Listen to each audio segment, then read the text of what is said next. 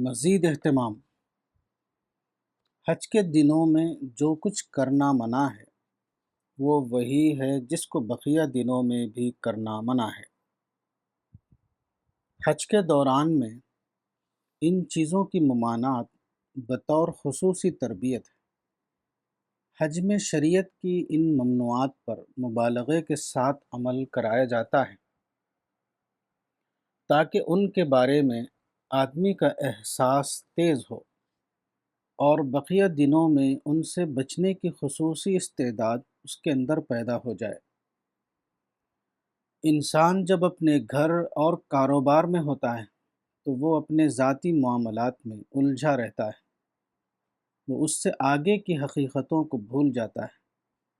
اس لیے آدمی کو روزانہ نماز کی ادائیگی کے لیے مسجد میں لایا جاتا ہے تاکہ کچھ دیر کے لیے وہ اپنے ذاتی ماحول سے علیحدہ ہو اور اپنے ذہن کو غیر متعلق چیزوں سے خالی کر کے یکسوئی کے ساتھ خدا کی طرف متوجہ ہو سکے۔ حج کا سفر بھی اسی نوعیت کی ایک چیز ہے۔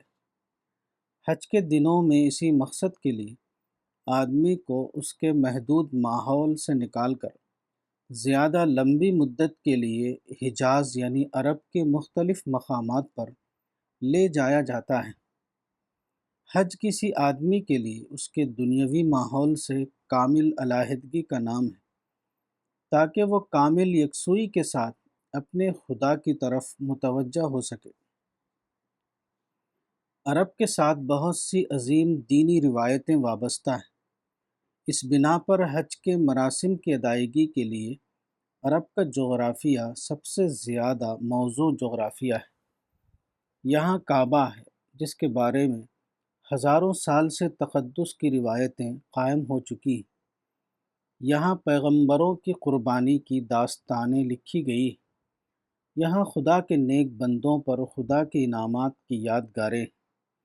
یہ وہ زمین ہے جہاں خدا کے آخری رسول اور آپ کے اصحاب کی زندگیوں کے نشانات ثبت ہیں۔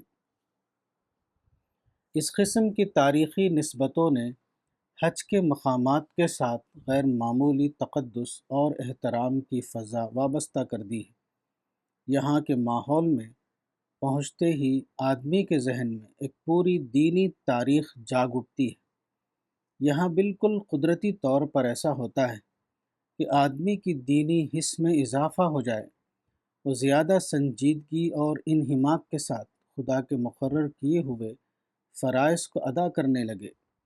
اسی مخصوص تاریخی اہمیت کی بنا پر اس علاقے کو خدا نے اس کے لیے چنا کہ یہاں اسلامی زندگی کے بارے میں ایک علامتی مشق یعنی ریہرسل کرائی جائے اور پھر آدمی کو دوبارہ اس کے سابقہ ماحول میں واپس پہنچا دیا جائے تاکہ وہ زیادہ بہتر طور پر خدا پرستانہ زندگی گزارنے کے قابل ہو سکے۔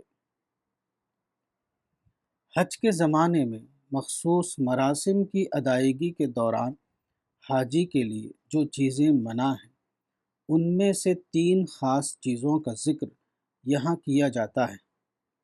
نمبر 1، زبان سے کسی شخص کو کوئی تکلیف نہ پہنچانا۔ نمبر 2، کسی جانور کو نہ مارنا اور نہ اس کو زخمی کرنا۔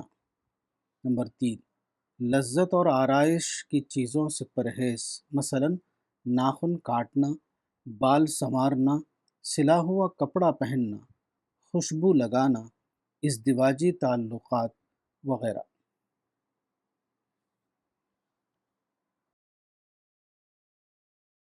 کتاب حقیقت حج، مولانا وحید الدین خان، صفحہ نمبر 98۔